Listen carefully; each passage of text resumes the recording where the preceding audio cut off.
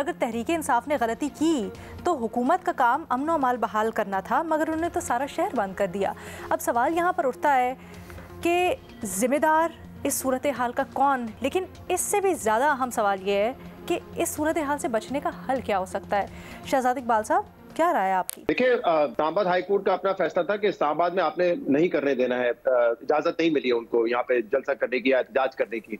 लेकिन जो इस्लामाबाद में रहते हैं या रावलपिंडी में रहते हैं, उनको मेरे ख्याल से अंदाजा होगा कि टी को जो है ब्लॉक कर दिया जाता है, दुकानें बंद होती हैं, चाहे वो आसपास की हो। अब मैं बहुत दूर रहता हूँ टी चौक से, और मेरे घर के आसपास यहाँ पे कोई आपको एक फर्द भी नहीं नजर आया था। लेकिन उस दिन जिस दिन एहतजाज था, यहाँ पे भी तमाम रेस्टोरेंट्स को, कैफेज को मना कर दिया कि आप बंद करें, दुकानें बंद करें, ताकि शायद वो चाहते थे कि जो एहतजाज करने आते हैं उनको कोई खाने पीने का एक्सेस भी ना रहे।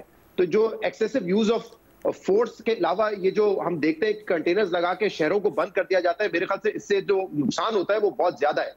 जिस दिन एहतजाज है उस दिन आप करना चाहें जो करें, खैर उस पर भी बड़ी डिबेट हो सकती है। लेकिन इस्लामाबाद हाई कोर्ट के जहन में अगर कोई और मेरे ख्याल से आइडिया होता कि आप एहतजाज भी यहाँ पे ना करने दें और कंटेनर भी न लगाएं, किस तरीके से इसको मैनेज करें, तो वो दे देते तो ज्यादा बेहतर होता।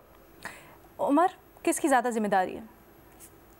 अलीना, जो हाई कोर्ट ने कहा कि हम पीटीए वालों को बुलाकर पूछेंगे कि उन्होंने ऐसा क्यों किया, तो मेरे ख्याल उसमें काफी हद तक जवाब मिल जाएगा। क्योंकि अगर अदालत का आर्डर है तो उन्होंने नहीं किया, तो ये इस लिहाज से उनका एक ट्रैक रिकॉर्ड ये है कि लास्ट टाइम सुप्रीम कोर्ट ने ऑर्डर किया था कि वो पेशावर मोड से आगे नहीं आएंगे, लेकिन तब भी वो डी चौक आए थे। तो एक लिहाज से ट्रस्ट डेफिसिट भी है कि उसको एंटिसिपेट करते हुए गवर्नमेंट ने ये एक्शन लिए हुए थे। आइडियली तो यही है कि ये जो सूरत है ये ना होती, लेकिन इसमें दोनों पार्टीज का आपस में तावन चाहिए था। अगर वो नहीं तावन करते तो फिर वो एक अदम एतमाद वाली फजा रहती है, और अनफॉर्चुनेट सिचुएशन जिस तरह की डेवलप हुई वो बाद में बनी।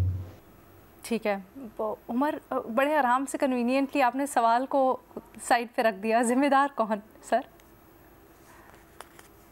जिम्मेदार तो अगर देखा जाए तो पीटीआई जिम्मेदार है। मैं तो ये समझता हूँ जब उन्होंने आर्डर की वायलेशन की है, वो इस्लामाबाद में एंटर हुए हैं, तो फिर आगे अगर आपने लॉ एंड ऑर्डर मेंटेन करना है तो उस सूरत में क्या होना चाहिए। मेरे ख्याल है कि इसके हवाले से कोर्ट को इस चीज को, इस अपॉर्चुनिटी को इस्तेमाल करना चाहिए कि क्या कोई ऐसी कोई डेटरेंस क्रिएट की जा सकती है कि कोर्ट का ऑर्डर जो है वो नेक्स्ट टाइम उसकी खिलाफवर्जी ना हो। अच्छा, now that is very interesting. Reema, अभी हाल ही में पब्लिक ऑर्डर और पीसफुल असेंबली एक्ट भी मंजूर हुआ है, उसके तहत कुछ रूल्स बनने थे, गो कि वो नहीं बने, लेकिन क्या मजीद इसको वज़ा करने की ज़रूरत है या फिर मसला कहाँ पर आ रहा है?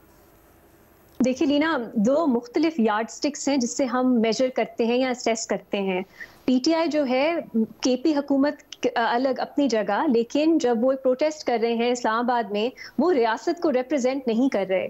तो वो अगर कानून की खिलाफ वर्जी करते हैं, अगर वो अदालत की हुक्म की, ऑर्डर की खिलाफ वर्जी करते हैं, आपके पास कानूनी तरीका मौजूद है। अनफॉर्चुनेटली हम देख रहे हैं कि सैकड़ों की तादाद में लोगों को अदालतों में किस तरह खुदित तरह से लेके जाया जा रहा है, किस तरह पश्तून लोगों को इस्लामाबाद में प्रोफाइल किया जा रहा है, उनके खिलाफ क्या हो रहा है। ये उसमें भी हम देख रहे हैं कि रियासत की जो ऑप्रेसिव टेंडेंसीज हैं वो और रेसिस्ट टेंडेंसीज हैं वो हमें नजर आ रही हैं। लेकिन जब हम नॉन स्टेट एक्टर्स या सिटीजन्स उनकी बात करते हैं, तो उनको अगर उन्होंने कोई कानून तोड़ा है तो सजाएं मौजूद हैं, अगर उन्होंने कोर्ट के ऑर्डर की खिलाफ वर्जी की है तो का ऑप्शन मौजूद है। लेकिन मेरे लिए इसको इक्वेट करना रियासत के साथ, वो मुझे एक्चुअली समझ नहीं आता। मेरी ट्रेनिंग तो यही है कि हम टैक्स पेयर्स हैं, हमारे टैक्सेस से रियासत चलती है, पुलिस, रेंजर्स, फौज, आपकी हुकूमत।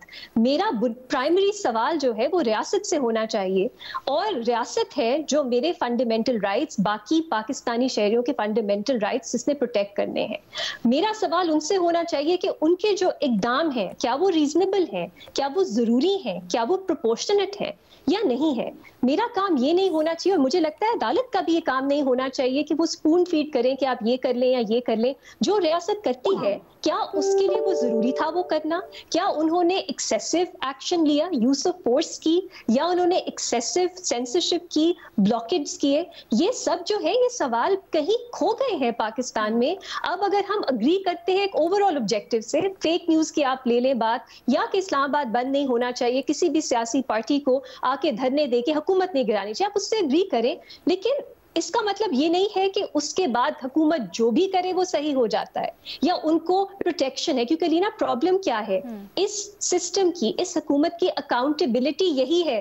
वो अदालतों में जाके वो सजाएं उन्हें नहीं मिलेंगी। उनकी अकाउंटेबिलिटी वो है जो हम टीवी पे कर रहे हैं। बाकी जो पीटीआई ने किया, उनके प्रोटेस्टर्स जो है वो अदालतों के चक्कर काट रहे हैं, वो जेलों में हैं। तो अगर हम भी ये नहीं करेंगे और हम भी इक्वेट करने लग जाएंगे, देखिए पीटीआई ने भी गलत किया, हुकूमत और क्या करती बेचारी, तो फिर हुकूमत की अकाउंटेबिलिटी कहाँ जाएगी? क्योंकि I think this is very important मेरी नजर में कि हम इसको इक्वेट ना करें। हम जो किसी ने अगर कानून तोड़ा है, उनका अलग एक तरीकाकार मौजूद है उनकी अकाउंटेबिलिटी का, लेकिन हुकूमत जब इंसानी हकूक की खिलाफ वर्जी करती है, इस तरह के इकदाम लेती है, अदालत का मुझे तो रिमार्क्स बहुत माइल्ड लगे, सॉरी टू से, जो इस्लामाबाद में आज भी हो रहा है। आप लोगों को रोक के उनके मोबाइल फोन्स चेक कर रहे हैं, इमरान खान की तस्वीर अगर है तो आप उन्हें रोक रहे हैं। ये अलीना, ये मैं बहुत इस पे मैंने कोई पेपर्स नहीं लिखे, लेकिन जो मुझे नजर आ रहा है, जो सामने हमारे फैक्ट्स हैं, मुझे हुकूमत का रद्द अमल, उनके इकदाम एक्सेसिव, अनरीजनेबल, डिसप्रोपोर्शनेट लगे हैं और इंसानी हकूक की खिलाफ वर्जी कॉन्स्टिट्यूट करते हैं। ठीक है, इन मेनी वेज। ठीक है, अच्छा इसमें सिर्फ एक जुमला मैं ऐड करना चाहूंगा अलीना, क्योंकि अभी हम जब देख रहे थे ये 4-5 दिन जब यहाँ पे एहतजाज था, पूरे पाकिस्तान में मोबाइल सर्विस डाउन थी। और आप कहती हैं कि जिम्मेदार कौन है? अगर आप किसी बिजनेसमैन से पूछें, कोई सॉफ्टवेयर हाउस है, कोई फ्रीलांसर है, कोई फूड पांडा में डिलीवरी सर्विस कर रहा है या कोई इन ड्राइव चला रहा है,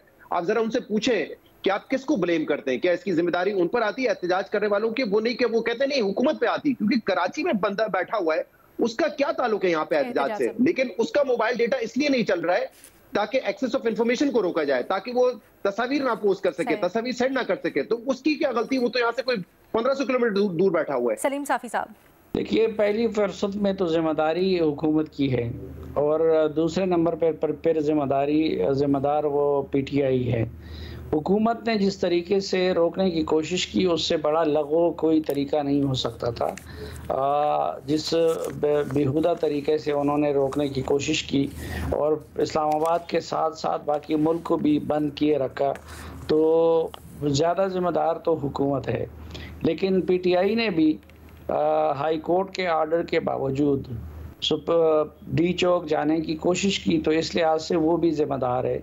तो इससे पहले आपने देखा होगा कि मौलाना फजलुर रहमान का धरना था, लेकिन उनकी हुकूमत के साथ जो मुज़ाकरात हुए, तो वो उसमें जो मकाम तय किया गया, उधर आके उन्होंने अपना एहतजाज भी रिकॉर्ड किया और उसकी वजह से इस्लामाबाद के लोगों को न हुकूमत ने कोई तकलीफ पहुंचाई और न मुजाहिरीन ने कोई तकलीफ पहुंचाई। ये उस तरीके से हो सकता था, लेकिन पीटीआई ने हुकूमत के साथ वो चीज़ भी नहीं मानी कि संजानी हो या